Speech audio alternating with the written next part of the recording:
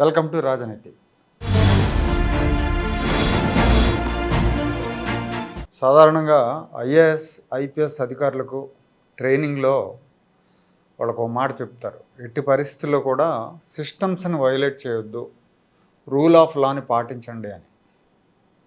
కానీ ఆంధ్రప్రదేశ్లో, ఉమ్మడి ఆంధ్రప్రదేశ్లో కావచ్చు, లేదంటే విభజిత ఆంధ్రప్రదేశ్లో కావచ్చు, ఈ ఐఏఎస్ అధికారులు ఐపీఎస్ అధికారులు దాన్ని పాటించడంలో ఎందుకో మరి వాళ్ళు వ్యక్తిగత స్వార్థానికి లోనై పూర్తిగా ఆ మాటలు మర్చిపోయారు. మాకు లాభం వస్తే చాలు, మేము ఏమైనా చేస్తాం అన్నట్టుగా బిహేవ్ చేస్తున్నారు, ఇరుక్కుంటున్నారు. ఒకవైపు ఇరుక్కునే వాళ్ళు ఇరుక్కుంటున్నారు, జైలుకి వెళ్ళే వాళ్ళు జైలుకి వెళ్తున్నారు, అయినా కొత్తగా పుట్టుకొచ్చేవాళ్ళు పుట్టుకొస్తున్నారు. ఎవరికి కూడా ఆ సంశయం కానీ భయం కానీ ఏమీ లేవు.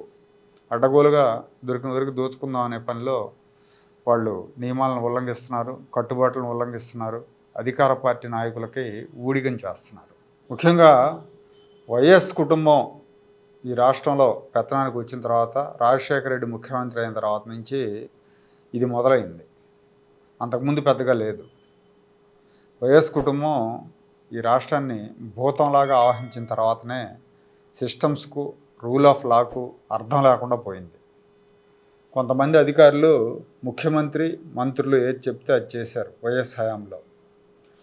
ఉమ్మడి రాష్ట్రంలో అప్పట్లో గన్లు, సహజ వనరులు ఇవన్నీ కూడా యథేచ్ఛగా దోచుకున్నారు. కావాల్సిన వ్యక్తులకి టెండర్లు కట్టబెట్టారు అడ్డగోలుగా, సెజ్జల్లో భూములు కేటాయించారు. ప్రజల సంపద నాయకులు కొల్లగొట్టడానికి ఐఏఎస్లు అడ్డగోలుగా సహకరించారు.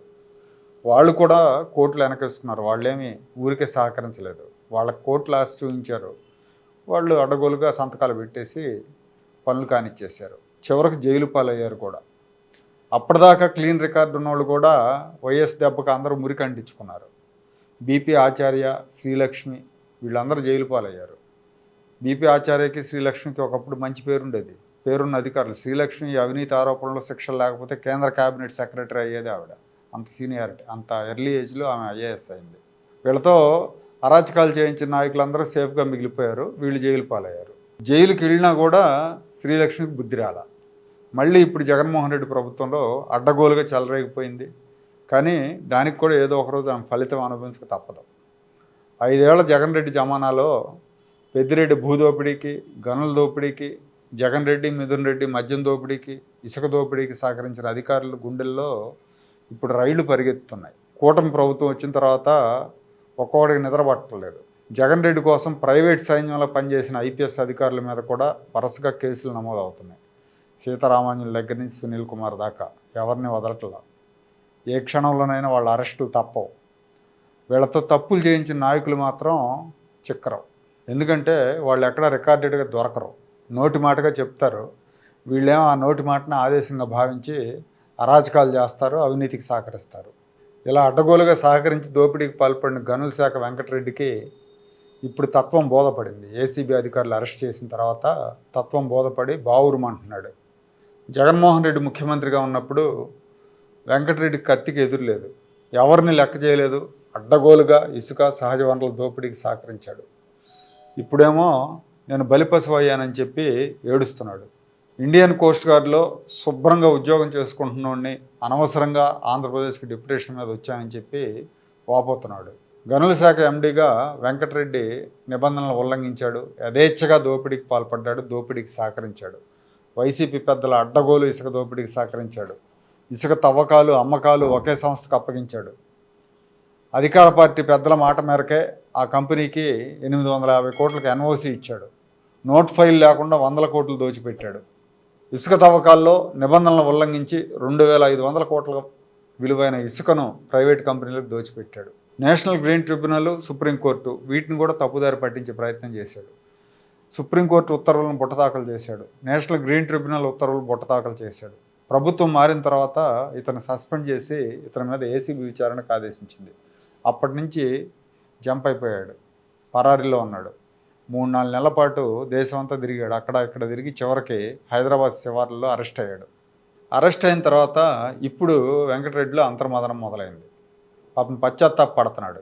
హాయిగా కోస్ట్ గార్డులో ఉద్యోగం చేసుకుని పెళ్ళాం పిల్లలతో సుఖంగా ఉండేవాడిని, ప్రశాంతంగా బతికేవాడిని, అనవసరంగా ఆంధ్రప్రదేశ్కి వచ్చానని ఇప్పుడు బాధపడుతున్నా అంట.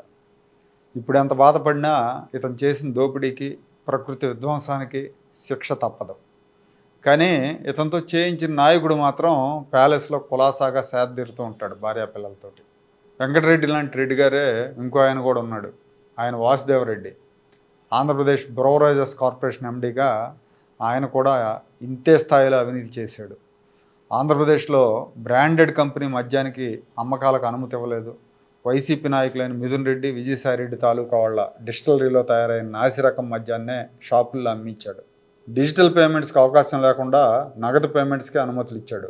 దీనివల్ల ఎంత డబ్బు ప్రభుత్వానికి వచ్చింది, ఎంత డబ్బు పెద్దల జేబుల్లోకి వెళ్ళింది, ఈ డిస్టిలరీ కంపెనీల జేబుల్లోకి వెళ్ళింది అనే దానికి లెక్కలేదు. దాదాపు 30,000 కోట్ల రూపాయల పైనే పెద్దల జేబుల్లోకి వెళ్ళాయని ఒక అంచనా. ఈ వాసుదేవరెడ్డి కూడా పరారీలో ఉన్నాడు. ఈయన కూడా పశ్చాత్తాపడే రోజులు దగ్గరలోనే ఉన్నాయి.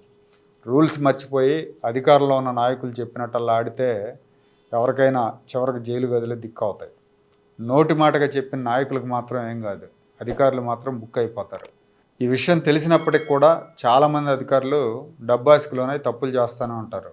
జగన్మోహన్ రెడ్డి 5 ఏళ్ల పాలనలో జరిగిన అరాచకాలన్నిటి మీద విచారణ మొదలైతే కనీసం 1 డజన్ మంది పోలీసు అధికారులు, 1 డజన్ మంది ఐఏఎస్ అధికారులు రాజమండ్రి సెంట్రల్ జైల్లో కూర్చోక తప్పదు.